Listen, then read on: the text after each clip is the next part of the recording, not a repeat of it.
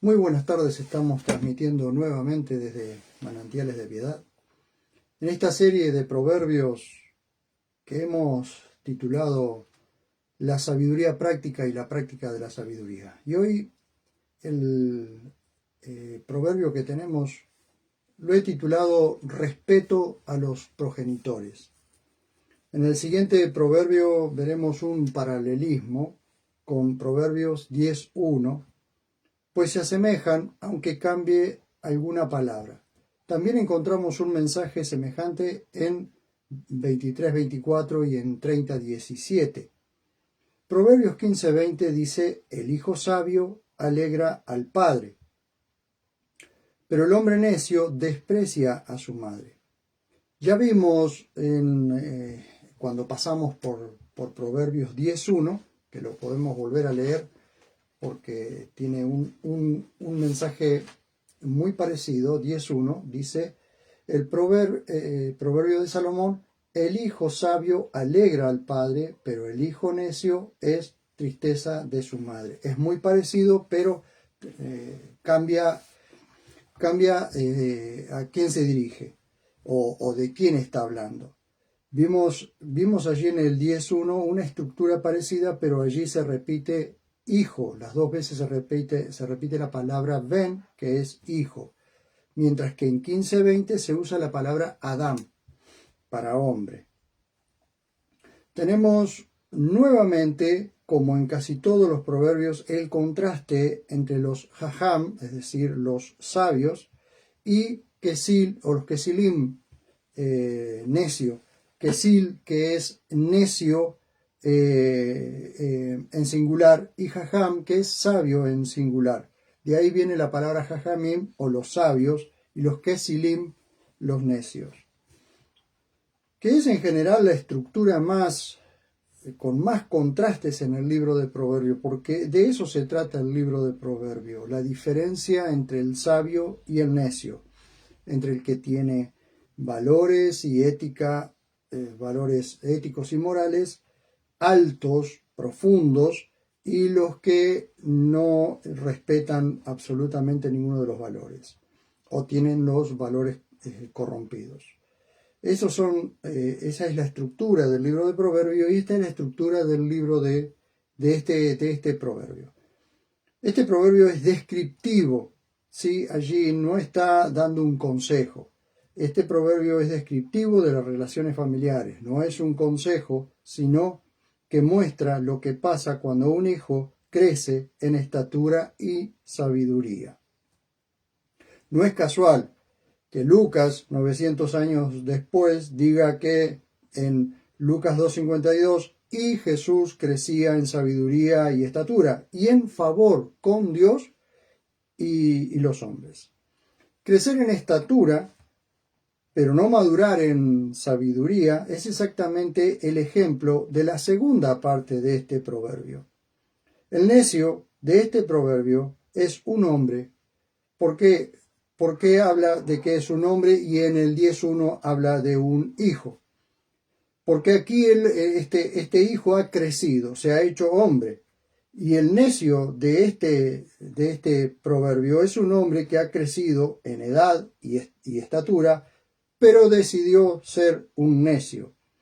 El contexto familiar es extremadamente importante, pues como criamos a nuestros hijos, repercutirá en sus vidas mientras crezcan. Pero, en reglas generales, criamos a nuestros hijos de la misma forma, con la misma disciplina y amor, pero al crecer y madurar, cada uno toma un camino diferente. Claro que nuestros hijos tienen diferente carácter y personalidad, y a la hora de educarlos hay que tenerlo en cuenta. Pero procuramos siempre que nuestros hijos reciban el mismo trato. El proverbio simplemente muestra las actitudes y acciones de dos hijos con sus progenitores. Si separamos el proverbio en dos partes, podemos inferir que el hijo sabio alegra al padre, pero también a la madre. Pero el hombre necio desprecia a su madre, pero también al padre. Cuando fui joven, mis necedades afligieron mucho a mi madre. A medida que fui madurando en sabiduría, alegraba a mi madre, y también pude comprender mejor la rudeza de mi padre y entenderme más con él, pues fui creciendo en sabiduría. El Proverbio 10.1 dice que el hijo sabio alegra al padre. En la primera parte es igual que 15:20, pero en la segunda parte, Proverbios 10.1, dice que el hijo necio es tristeza de su madre. Mientras que 15:20 dice, el hombre necio desprecia a su madre. ¿Dónde está la diferencia? El hijo necio puede traer tristeza a su madre sin despreciarla.